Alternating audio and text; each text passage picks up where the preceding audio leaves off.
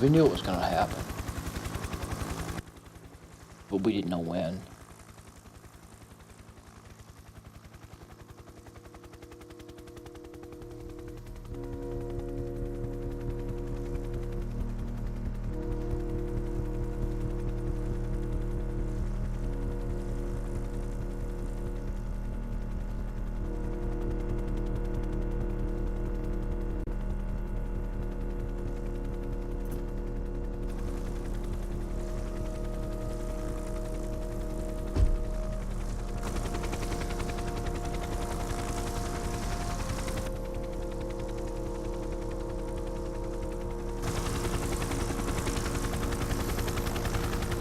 The media pushed this thing so far out of proportion, it's unreal.